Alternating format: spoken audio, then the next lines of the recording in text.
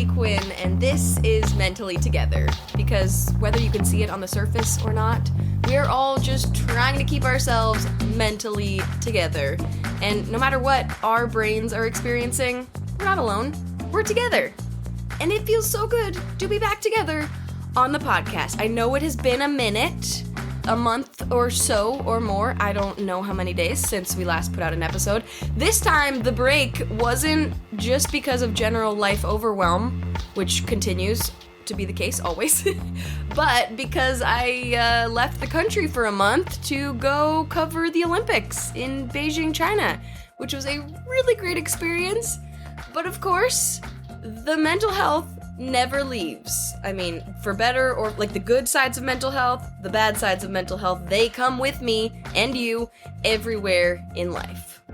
So, obviously, we are not going to get into the sports part of the Olympics on the pod because this is not a sports podcast. Surprise. However, I did want to talk about the things that I felt recently when it comes to my grief, my anxiety, depression, because I think those are all related. I know they're all related because I feel it. I had a thought earlier that, you know that recycling symbol? It's like a triangle with the arrows pointing from one thing to the next. That is how my grief, anxiety, and depression feel. They just like feed into each other. You don't know which one starts it, but then it goes into the next one, and the next one, it just keeps going. And we recycle those feelings, for better or for worse. So this is a 6-month grief update, and also what it felt like to go across the world for the first time since my mom died, and have this exciting new experience with all the opposite feelings that come with that, of feeling like, how can I have an exciting experience when life is also sad? All the feelings together, always. And the reason I keep talking about my grief here on the podcast and all over the internet is because not only does it feel genuinely good to me, I think it's therapeutic to get it out and to process it, my thoughts and my feelings in this way, but also because every time I do, so many of you reach out to me and send me nice messages that you relate, so you make me feel less alone, and maybe it can make you feel a little less alone too, which is pretty much the entire point of this podcast, is that you might feel like you're the only one who feels insert really sad, horrible, anxious feeling here, but most likely there's at least one person out there who is struggling with something similar and gets it. And I know for me, before I was just thrown into having to figure out this grief thing, I didn't know much about grief. I didn't understand it, and I wish that wasn't the case. I wish I didn't have to learn about it the hard way, necessarily. I think that it's something that we should all learn more about, other than like, oh, there's 5 stages of grief, which you've probably heard me talk about it before. I have learned, yeah, you probably hit those 5 stages at some point, but like not in any order, and then it's not a stage that you go through and then you never come back to the other one, because they're just feelings. They're like 5 feelings that you will probably feel when you're grieving. That's like saying, oh, if you have depression, you'll probably feel sad. You'll probably feel overwhelmed. You'll probably feel very tired. You will probably feel unmotivated, but not in any order. And it's not like you feel unmotivated one day and then tired the next day, but they never happen at the same time. No. In your grief, you'll probably feel the anger, the depression, the bargaining, the acceptance, the denial at some point. But I am here to tell you that it has been 6 months since my mom died. Like an entire half of a year, and I still go through every one of those stages, probably every week. So, yeah. So we're going to talk about that too, feeling the 6-month mark, because milestones can feel very overwhelming. And there's something that my brain anticipates for sure. Like, oh, we're coming up on 6 months. It's going to happen while I'm in China. What's going to happen? And I will show you what happened, because recently I decided to start recording some little video diaries. Journaling is something that's been super useful to me these past couple of years, and definitely useful in my grief to write out words and feelings and process them in that way. But sometimes writing, maybe you can relate to this, feels very, just like a lot of effort, like handwriting, and then I'm like, oh, I could type it, and then I'm like, ugh, typing also feels like so much effort right now. So now, sometimes, just hitting record on a camera, and then just talking, and just rambling, stream of consciousness style, has felt easier. And when I started doing them, I didn't know if the recordings would end up anywhere, if I would actually share them with you here on the pod, but I think I will. I mean, if you're hearing this right now, then yes, we are doing that. And thinking about it now, maybe one of the reasons that talking it out to a camera, aka to myself, felt like a good option while I was in China, especially, is because I don't know how much you read or followed the Olympics this time around, but thanks to the pandemic, there was something called the closed loop system. So everyone involved in the Olympic Games, whether you were an athlete or a reporter or a chef making delicious dumplings, you had to be COVID tested, negative, obviously, multiple times, and then you entered this whole system that was hotels, Olympic venues, an entire separate bus system, and you could not leave that. So it's not like I could go walk down the street to a different Chinese restaurant. I could eat Chinese food at the restaurant in my hotel, and then I could go to the office, and then I could go back to the hotel and repeat.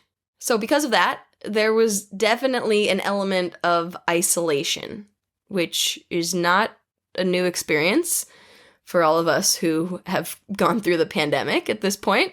So that was tough, because if I wasn't working, I was in my hotel room by myself. But on the other hand, because those were my only two options, like work or be by myself with my own brain and body, all I could do was just focus on the little things that could make my day just a little more calm. So for me, that is meditating and writing in my journal and giving myself time to cry and let out the feelings when they come up, and moving my body. Like, I think I did yoga almost every day in my hotel room, and that was a routine that I would like to get back to in normal life when I'm not just stuck in a hotel room all day. Oh, and getting outside.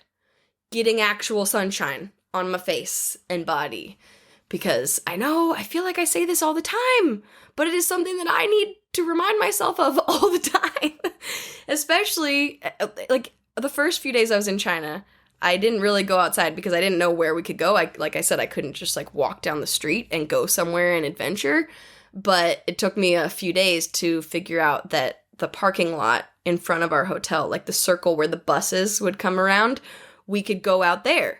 And so I started affectionately calling that the track, and I would just walk or run in circles for like a half an hour most days. And it's kind of crazy, but also seems pretty obvious how much of an effect that had on my mental health. That, and just my energy level in general, getting sunshine. So if you need reminders like I do to get outside sometimes, there's one for you today. So now let's get into some of those video diaries, aka proof of me crying alone to myself in my hotel room, basically.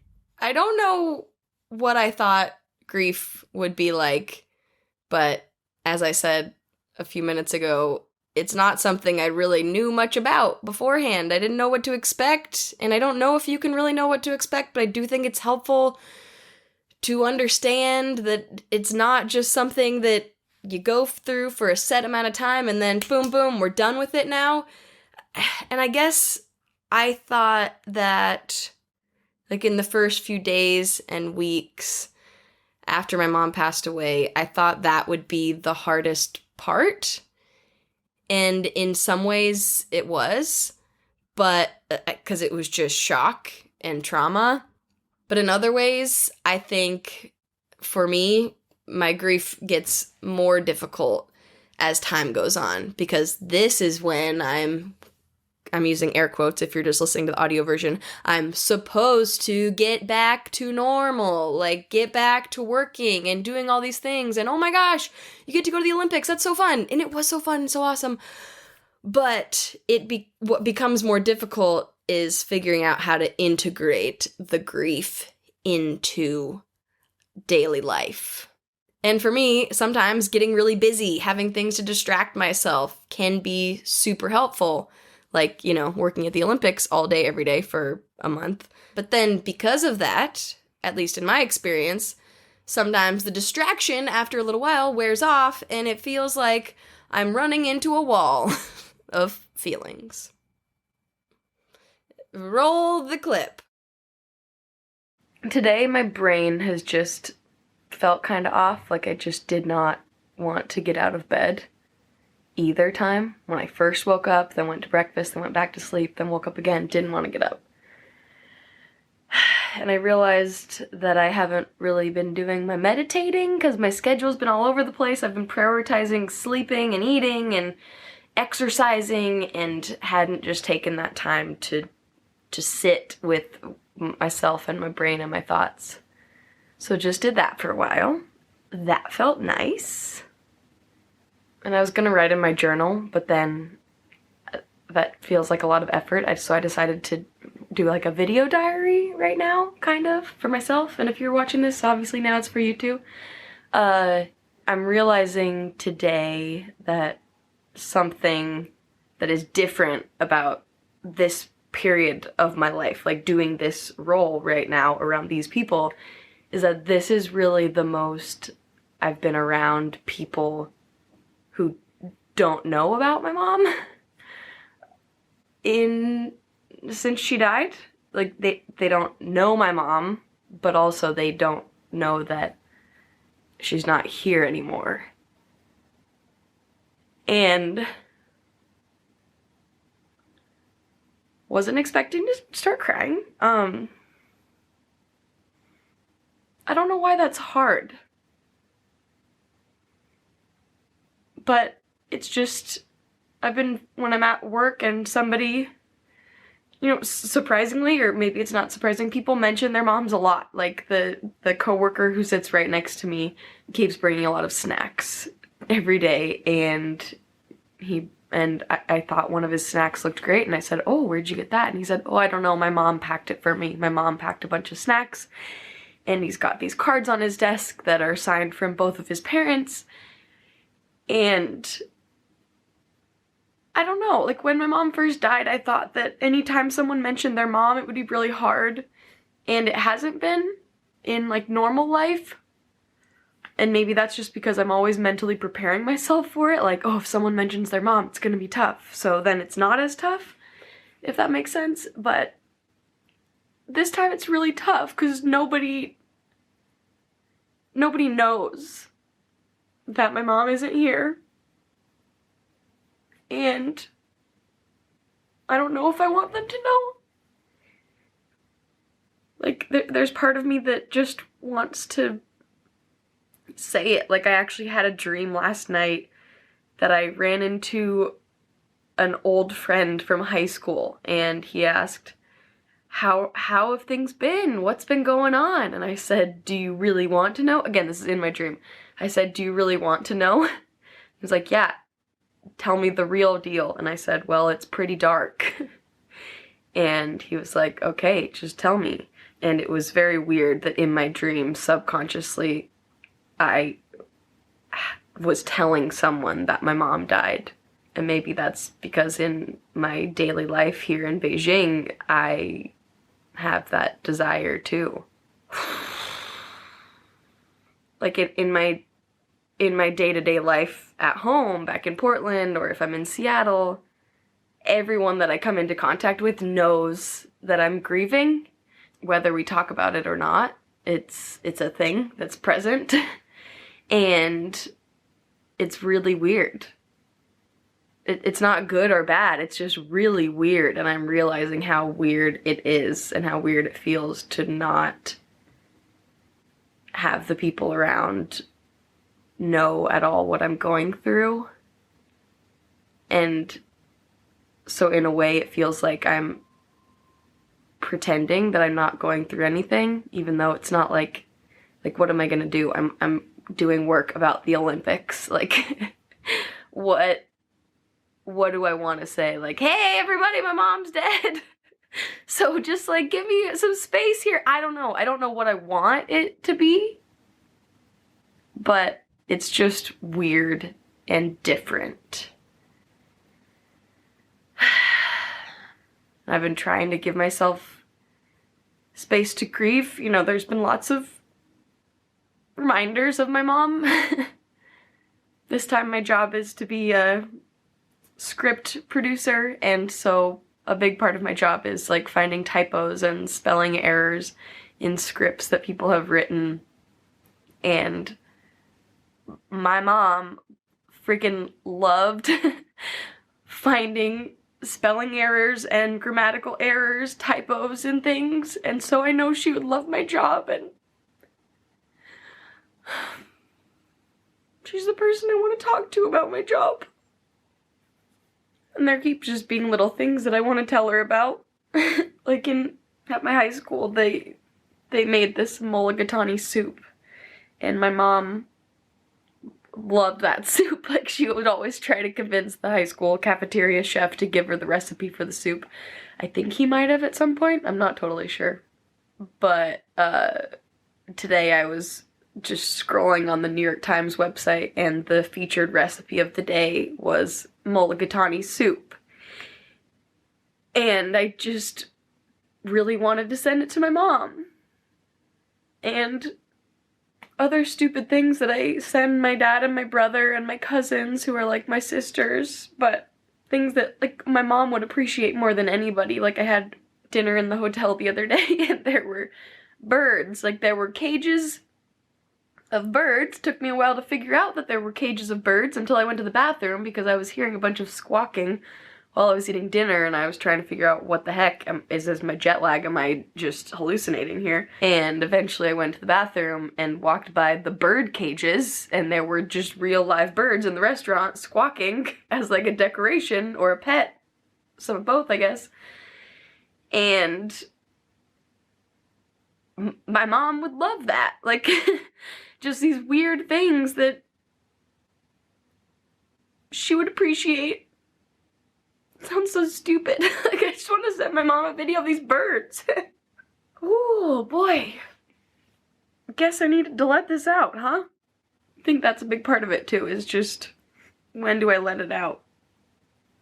And when do I even know that I need to let it out? Because it's not like I'm shutting it down when it pops up. Like, when I saw that mulligatawny soup recipe, like, I sat and cried for a second, and trying to think of what else has reminded me of mom. That, well, I've had a few mom dreams. She's made little appearances. Like, the other day I had a dream we were shopping, and another day, another dream I had. It was so random. We, like, had a turtle in our family in the dream. I mean, I did have a turtle as a kid. Long story, well, short story, because he died really quickly. But in my dream, we had this turtle, and the turtle had a baby, and the baby was so tiny and so cute, and I was holding it, but then, typical me, I went to take a picture of it in one hand, and so I was only holding the turtle in one hand, and I dropped it, and somehow I accidentally, when I went down to pick it up, somehow I moved and I stepped on the baby turtle, and I killed this baby turtle. And I went up to my mom and had to go tell her that I killed this baby turtle. And I was just crying to my mom. Which, now that I think about it, makes a lot of sense. Maybe I just needed to cry to my mom. And I was saying in my dream, I was just like, I'm so sorry, and maybe that's... Oh, yeah, maybe that's what I needed to say to her in person.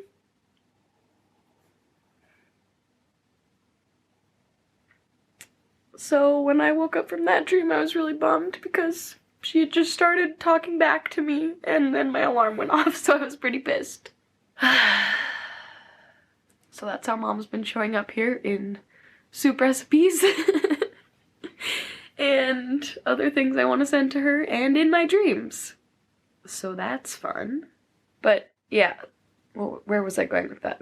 But when I've woken up from those dreams that my mom has appeared in, I've definitely been sad and let out the tears that I need to. So it's not that I've been stopping or holding back the emotions, but I think I've been so busy just going and focusing on what I need to do in this moment, which is one of the reasons I love coming to work at the Olympics, is that there's just like this sole focus and priority and purpose that every single person here has, no matter what your job is, whether you're an athlete or a reporter or a whatever else you're doing. This is what you're focusing on. This is all you have to do, essentially, for these 17 days.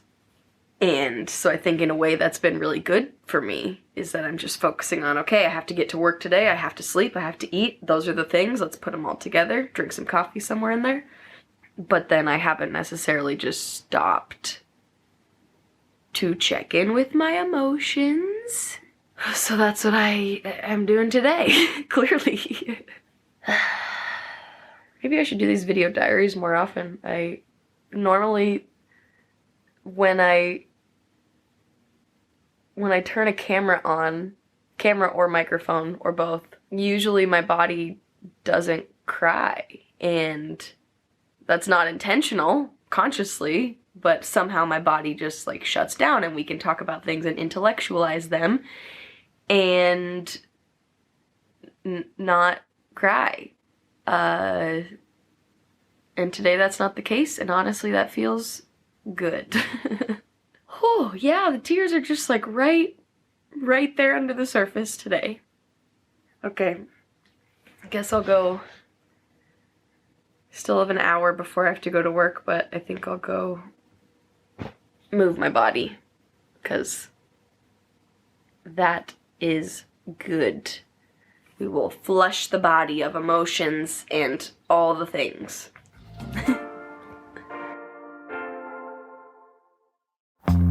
Have you been putting off a visit to the doctor of any kind for way too long? I'm talking a flu shot, an x-ray, or even therapy. I know how that feels. You know you need to do it, but sometimes it just seems so difficult. That's why I've started going to ZoomCare. With locations in Oregon, Washington, Idaho, and Colorado, ZoomCare offers same-day doctor visits that you can book online or from their app. Yep, you don't have to talk to anyone on the phone. They even offer mental health visits, where you can speak to a board-certified mental health provider in person or through video. That's how I've been going to therapy this year, all on my webcam from the comfort of my own couch. Oh, that reminds me, I better go book my next session. If you're ready to make an appointment of your own, head to ZoomCare.com. That's ZoomCare.com. Now, back to the show! Now back to me, Cassidy, not in China. Podcast Cassidy, not video diary Cassidy. Yeah, the whole having no one around know about my mom was super interesting, because I think if you are a grieving human, that might be the case for you a lot of the time, because maybe you are not like me, sharing so much of yourself on the internet, like oversharing all the time. But in my day-to-day life, like, most people know that my mom died, and for me that feels good, because then you know what you're getting. You're not expecting anything different of me. But at the same time, there were benefits to being around people who had no idea at all, because I could just be totally distracted from it and just focus on work and having fun and not feeling all the sad feelings. But then obviously that meant it whiplashed right back around when the feelings hit. One thing that was really helpful to me, I did meet up with a friend who was an old coworker from the Olympics in Canada freaking 12 years ago somehow. And we just met up for coffee, and the first thing she did was give me a big hug and she just said, "I'm so sorry about your mom." And that sounds so simple, but it was really, really wonderful. It really meant a lot to me. Because I know, for me, as an awkward human who sometimes has a tendency to get stuck in her own awkwardness and not be able to see past it, if I was in my friend's situation in this scenario, I might not have said anything like that. Like 6 months later, I might have been like, "Oh my gosh, how are the Olympics? How is everything going for you? Let me give you a hug because I haven't seen you in a long time." But I don't know if I would have in the past actually said, "Hey, I'm really sorry. I know this sucks. How are you doing? I could imagine this is really hard for you." And now I want to, moving forward, be able to see past my own awkwardness and just see the other person and go, what would be helpful to them in this moment instead of what makes me feel more comfortable if I am not the grieving person in this scenario, if that makes sense. Or the depressed person or the anxious person or the OCD person or whatever. Like if I know someone has struggled with something, even if it has been a while, but they're probably still struggling through it, I want to say something. Because for me, that was really impactful. Part of why that felt so good to me in that moment was that my wonderful friend just kind of created a little space for me to let out my emotions and feel safe and held, literally, because she gave me a hug. And that was really nice. So I would say never underestimate the power of a good hug and a few small, sympathetic, loving words. Some emotions, just to relate to another human and let them know, "I know, it sucks. How are you doing? Let's feel it out." Because most of the time, like I said, I was just in my hotel room by myself feeling the feelings. Like in this next video diary. Oh, Mother, I'm thinking about you a lot today. But I think you know that. It's really weird and wonderful and sad and all of the things, but before I got to China, I hadn't really had any dreams about my mom, or my mom hadn't appeared in any dreams in a while. And that's okay, but I really have loved when she appears in my dreams. And that's something that people, like other people's parents and other moms that I know have mentioned, like, "Oh, pay attention when she pops up in your dreams." And so I have. And I've now been in China for a week, and my mom has popped up in my dreams almost every night.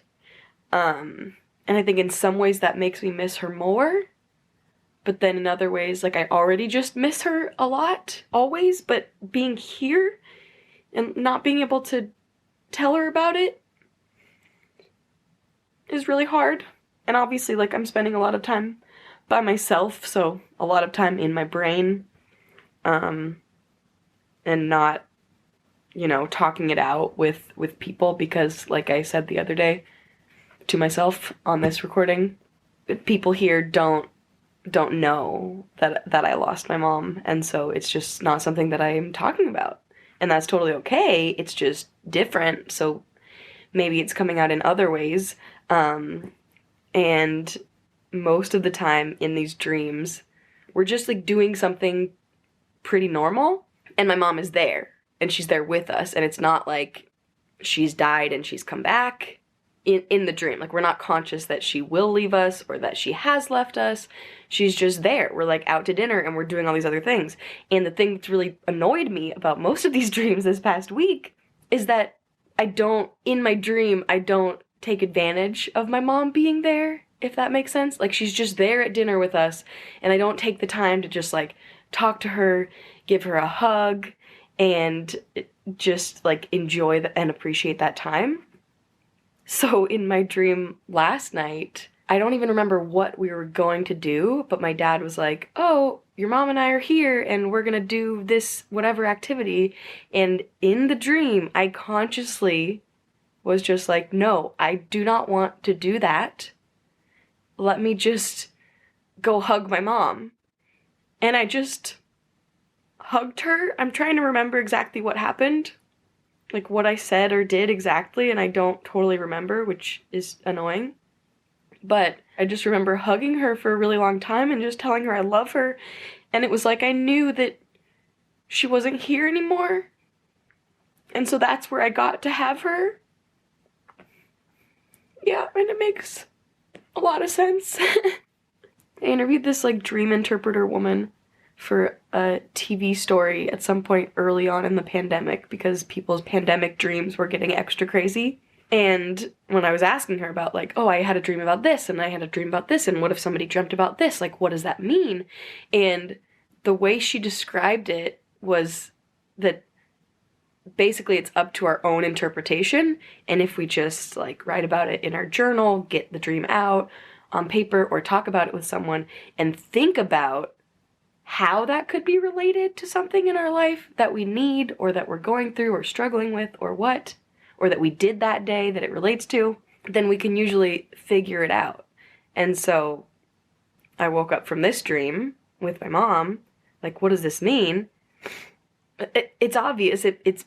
She did that. Like, my mom was the best when she was alive, and she always knew what I needed and was there for me. And so, of course, she's doing that when she's gone, of course. I just feel like she knew that I've been missing her a lot and that I just wanted to appreciate and take advantage of any time that she pops up in my dreams and just have her and hug her and tell her I love her. So that's what I got to do. Mom, you're the freaking best. It's weird how these things can make me so happy and so sad at the same time. Oh boy. Yeah, that's a lot. I just ordered a bunch of takeaway food in the hotel, so I'm gonna go eat my feelings, I guess. And watch Men's Snowboarding Halfpipe, Mr. Shaun White. Thanks, Mom. Yep. Time to go eat my feelings. Watching that back and listening to how I felt in that moment, one thing that stuck out to me is that I said, it's weird how these things, like those dreams, can make me so happy and sad at the same time. And I just want to remember that because there are so many moments in this whole grieving shitty process that it feels really weird to have something feel happy and sad at the same time. But that's the reality, is that I can feel both of those things at the same time. And that's just how a lot of things are gonna feel, whether it's my mom popping up in a dream or me having some good news in my life. It's just gonna be bittersweet. So I guess it's a good thing I like dark chocolate, because it's bittersweet. Yep, making dumb jokes, that's another stage of grief. So at some point in the few days after that clip was recorded, we hit the dreaded 6-month day since Mom passed away. And I say dreaded because it was something that I was definitely anticipating a lot. I guess like trying to mentally and physically prepare myself for it. And I even talked to my therapist about it before I went to China. She was like, what are you thinking about since I won't be able to talk to you while you're gone? And I said, we're going to hit the 6-month mark. I'm scared. And she said, why are you scared? Like, what, is there something you feel like you should be doing on that day? Or is there a point you feel like you should have gotten to in your grieving process by the time you get to that day? And I didn't exactly know how to answer that, but the question was really useful because it made me think, like, no, there wasn't anything specific I was hoping to get to on that point. I just was nervous that my body would know and that it would hurt a lot. which it did. In fact, it hurt so much mentally that somehow it came out physically. I woke up on the 6-month day, and I could barely open one of my eyes. And I was in the hotel room, which had a big window, and I had to close the blinds immediately because the bright light was making me dizzy and nauseous, and it hurt my eyes so bad. And I wasn't laughing at the time. Actually, I think I might have been, because it was just like, what the fuck? What is going on here? What happened to my eye? It was fine the day before, and all of a sudden I couldn't look at a screen without it hurting, and my job was to look at screens all the time, so that was not ideal. My eye was super red, and it wouldn't stop watering, and honestly, I don't know if this is me just wanting things to be magic and wanting my mom to be present in everything and to have everything have meaning, but what I told myself was that maybe that was Mom being like, I'm gonna make your eye hurt today so that when you're crying and then you have to go to work, your coworkers will just think your eye is red and watering because it's broken right now and not because you're really sad. Then I went to work, and my boss ended up sending me home after a couple of hours because it was clear that I could not function. It was bad for my health to stare at a screen. I even went to the doctor in the building, and they gave me some eye drops. They sent me home, and I spent the rest of the night with my blinds closed, all the lights off, avoiding all screens, just listening to an audiobook in my hotel room and sleeping a lot. And you know what? I guess that is what I needed. Absolutely. So it's weird how the universe sometimes works in magical ways. Thank you, Mom. But yeah, basically there was a lot going on that 6-month day and a lot of me sitting in the dark crying to myself. So I didn't record any video diary clips that day, but a few days later, here's what was on my mind. It's 3 o'clock in the morning. I just got back from work. Ignore the mess in the background.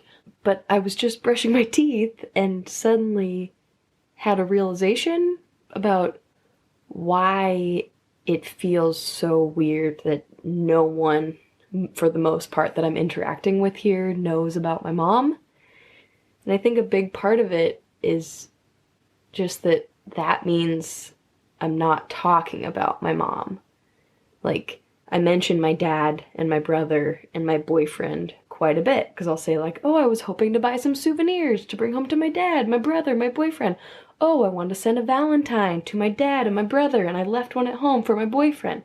Like, they come up in conversation, but it's hard for my mom to come up in conversation when there's nothing happening with her right now. Like, it's not like, oh, I was texting with my mom today and she said blah, blah, blah, you know? Like, there have been a couple of little times, I can't even think of examples right now, but of mentioning like, oh yeah, that's my mom's favorite or whatever, but nothing new is happening with my mom, if that makes sense. Like, there's nothing to talk about, but at the same time, she's on my mind all the time. Like, my brain is talking about her a lot, but then mentioning something out loud feels like it just would open up a big can of worms that I don't know if it's necessary, or not even necessary, just like if it's the right time when we're like in the middle of the workday. Like, actually yesterday, I mentioned my mom passing away to one of my coworkers for the first time. Somehow it came up that one of my coworkers had written a children's book with his mom, and I think that is the sweetest thing ever. And one of my mom's goals in life, like one of her dreams, was to write a children's book, and she never got to do it, unfortunately. And when my coworker brought this up, of course my brain just internally started going into, oh my gosh, my mom wanted to do that. And in the moment we were working on something, and so I didn't bring it up, but then I just kept thinking like, okay, is this the time? Should I say something? You know, that furthers the conversation and we can connect in that way. And also I was just sitting there like tearing up at my desk and trying to not let anybody notice and just get my work done. But eventually the coworker brought up the book again because he was showing me a picture of it or something, and I said, I think that's really sweet. You know, one of my mom's dreams was always to write a children's book, and she didn't get to, so now I really want to do that. And I just kind of like let it out there, and my coworker just looked at me and said, I'm really sorry about your mom. And I said, thanks. Thank you. And I don't really know what I said after that. At some point he said, if you don't mind me asking, how long ago did she pass? And I said, actually it was 6 months ago, just a few days ago. So yeah, it's been an interesting week. And at that point I was definitely tearing up, and I said, not that I want to start crying at my desk. And I said, it's okay. I mean, it's not okay. It really sucks, but like, yeah, it's okay. I think I said something like that, really awkward. It was a nice moment. It was a nice moment. Sometimes, for me, when I keep all of the grief thoughts just in my own head, it's hard to feel like reaching out and connecting with someone will be useful. But for the most part, when I actually do that, like I put it out there to whoever it is, it ends up being nice in the end. Like even the other day, on the 6-month anniversary, I was having a really hard time. I, at one point, I had to get ready to go to work, but I just couldn't stop crying. And I was just sitting on the floor of my hotel room. I tried meditating. I wrote a bunch in my journal, and I really wanted to talk to my dad and or my brother, but I also knew that it was a tough day for them, and they were off doing their own things across the world in a different country, a different continent, and so I didn't want to make them more sad, even though as I hear myself say that out loud, I think to myself, like, when I say I like if people bring up my mom to me, it's not like you're gonna remind me to be sad, so I have to tell myself that. Like if I call my dad or my brother, I'm not gonna remind them to be sad necessarily, but at the same time, like I don't want them to have to handle all of my feelings in addition to theirs on a day like that. But I just texted my dad and brother and said, it's really rough. I hope you guys are doing okay today. I can't stop sobbing, but I need to get ready to go to work. And a few minutes later, my dad called me, and it really helped a lot. Because also I kept telling myself, like, oh, you're going to call them. What's that going to do? How is it even going to help? And I laugh now because that sounds so stupid in retrospect, but in the moment, I really didn't know how it would help.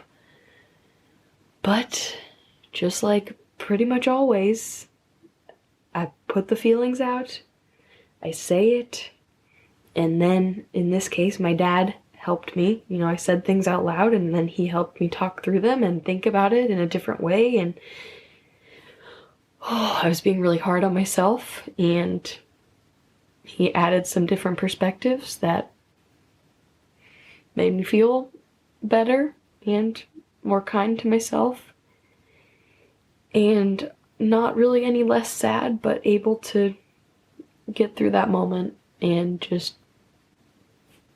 again, like nobody can fix anything for me, but I can connect with them and let the feelings out. And in this case, and in most cases, this is me reminding myself for the future, it helps. It does. It can't make it better, but it also does make it better in the moment. I guess that's how I can say that. It's 3 o'clock in the morning. Have I mentioned? My brain's not working. Okay, I'm gonna go watch some reality TV and fall asleep.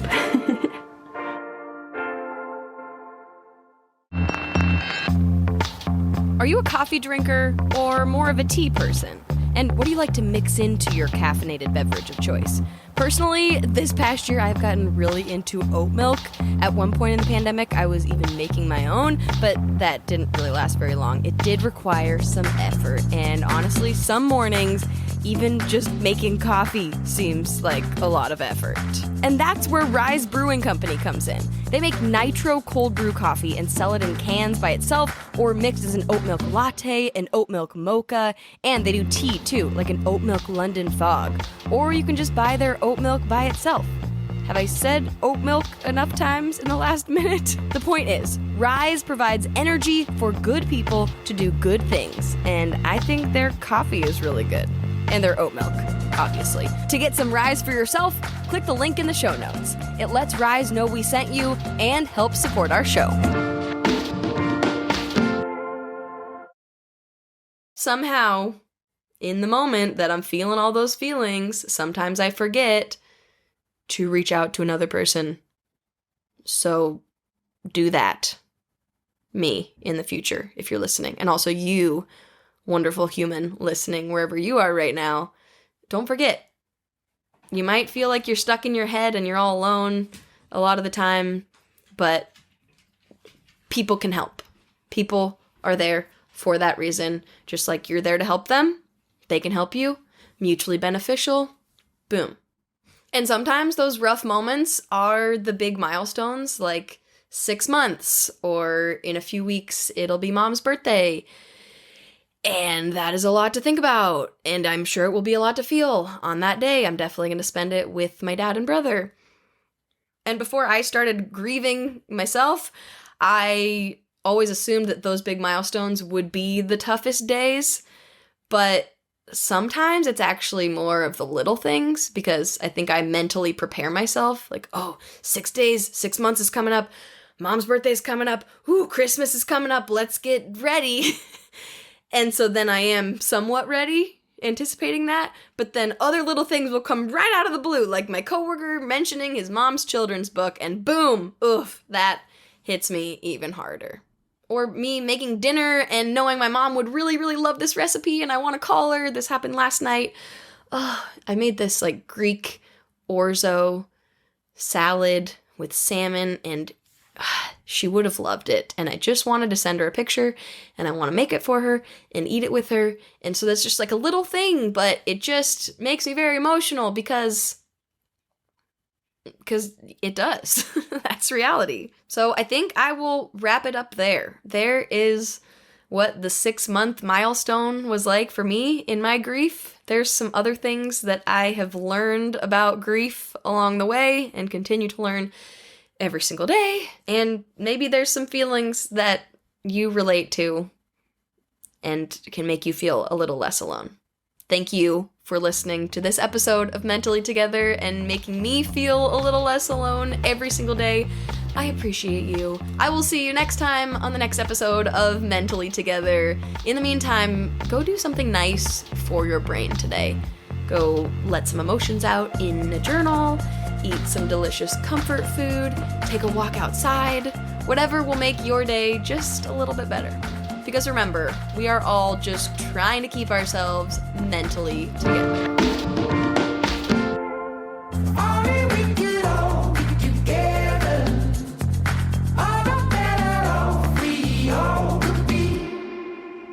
Mentally Together is produced, hosted, and edited by Cassidy Quinn in collaboration with Koba FM, a podcast network that is all about community, baby.